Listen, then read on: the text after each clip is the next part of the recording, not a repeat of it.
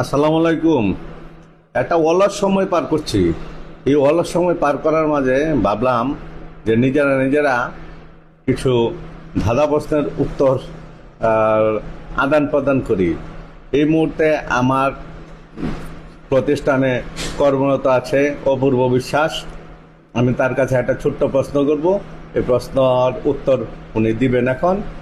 তো দাদা, 2099 সালের পরে কত সাল আসে? 3000 সাল।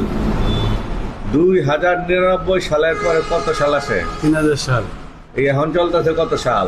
আচ্ছা 2025। 2025, হ্যাঁ 2025, 2026, 2027, এরপরে 2099 সালের পরে কত সাল আসে? 3000 সাল।